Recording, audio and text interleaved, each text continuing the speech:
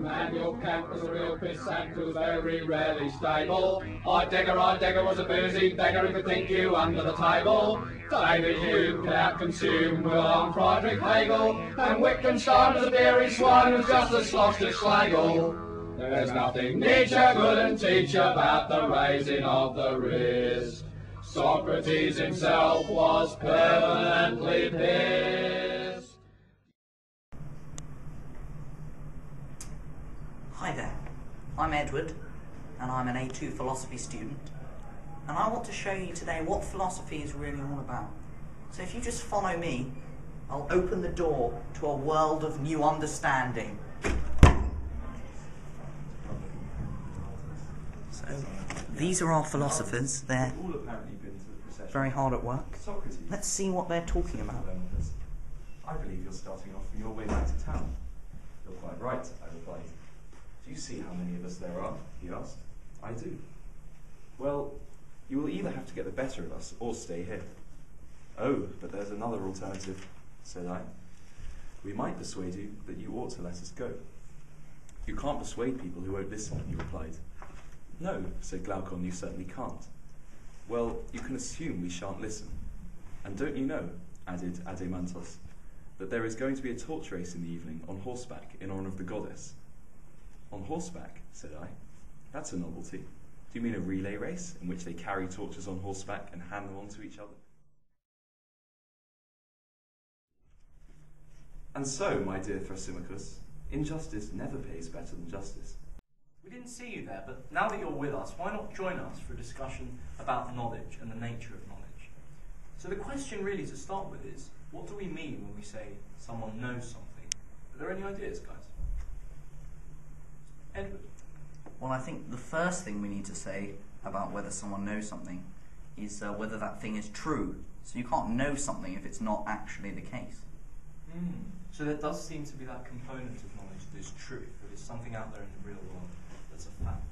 But is that, just by itself, is that enough? Are there any other suggestions, guys? Adam? Well, I think you'd have to believe it. It doesn't matter if something's true. You can't know it if you don't believe it, surely. So is it enough for a belief to be true? Are those two components of knowledge sufficient, do we think, to ascribe someone as being a knower? Or is there a third or even a fourth condition that you think might be necessary? Are there any ideas, guys? Yeah, great. Well, I think the last component must be that a belief must be justified. Because if I just guess that there exists a pink elephant in the world, and this pink elephant does exist, you don't want to say that I knew that the pink elephant exists, because it could just as easily been that the pink elephant didn't exist and I was just lucky. So that seems to be a good account of knowledge. I think we've reached that knowledge is something that's true in the world, something that I believe, and something that I have some form of justification for believing. Is there anything we might want to add? Are there any possible problems or things that need clarifying with that account? Jonathan? I'm sort of still not sure that that's going to be enough, because I'm wondering if there are some examples where we might have a true justified belief and we probably still wouldn't want to say that it's knowledge. So, I mean, if perhaps we think of a clock which has stopped, say that it says 3 o'clock on the clock, and someone looks at the clock and they say, from the clock I can see that the time is now 3 o'clock, and by a complete stroke of luck it turns out that it is 3 o'clock, then it's true, and it's justified by the fact the clock says it's 3, and it's a belief, but it doesn't seem as though we'd want to call that knowledge, would we? Yeah. It does sound like there is an element of epistemic luck in that case as well. So, do you think of a possible solution to this kind of? Well, we could say that there has to be a causal link between the fact that something is and your belief that it is. So it seems that the issue in the case of the clock is that the fact that it was 3 o'clock wasn't actually causally linked to the belief that it was 3 o'clock, because that belief was gained through a false sort of justification. So maybe there needs to be some sort of causal relation between these two things. Okay, so we've got now a sort of refined version of our earlier idea, which is that knowledge might be something that needs to be causally connected to the facts in the real world.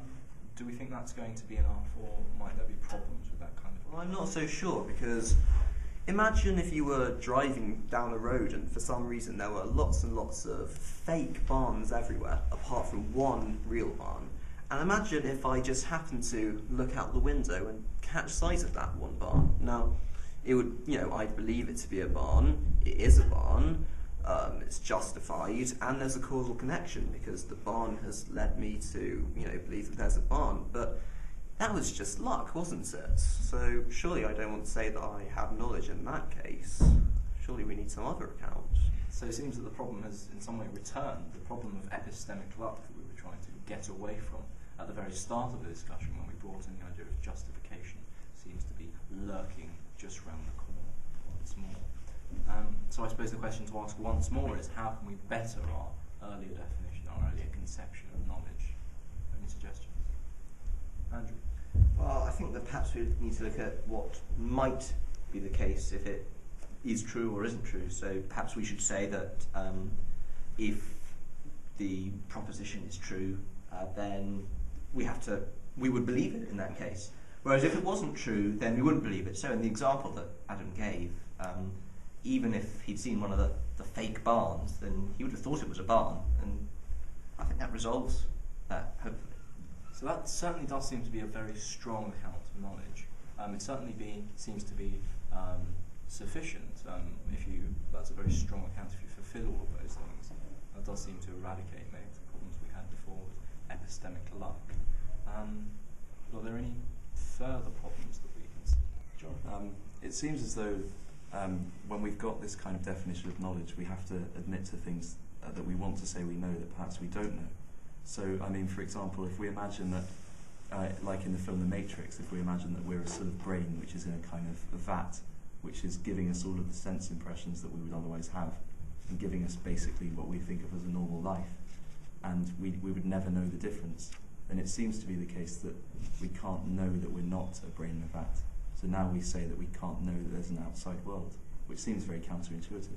So that certainly does seem to be a major issue. For now, at least, it seems that we're going to have to remain in this quandary. Until next time, see you then. Hope you enjoyed our discussion about what knowledge is.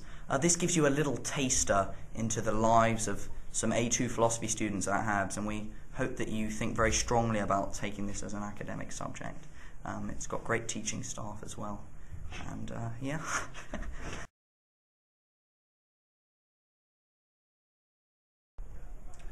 Socrates was executed in 399 BC by the Athenian establishment for challenging the scientific, ethical, and religious orthodoxy of the day by his systematic examination of the human condition and of the underlying structure of the world. Socrates called his systematic inquiry for philosophy, literally, love of wisdom. Today, philosophy is taught as a separate subject in the sixth form at Habs, and we invite you or your boys to become part of an intellectual tradition started by Socrates. We teach the core academic disciplines, which are centered on epistemology, which is theory of knowledge, ethics, and philosophy of mind. The syllabus is designed to give the students a good foundation of the history of Western philosophy and of contemporary philosophical debates. Beyond Stuart Will, of his own free will, long half like the shandy was particularly ill. Later they say, could stick it away, half grade of whiskey every day. Aristotle was a bagger for the bottle, half was fond of his dram. And when Descartes was a drunken fart, I drink, therefore I am. Yes, Socrates himself is particularly missed. A lovely little thing about a bagger when he's pissed.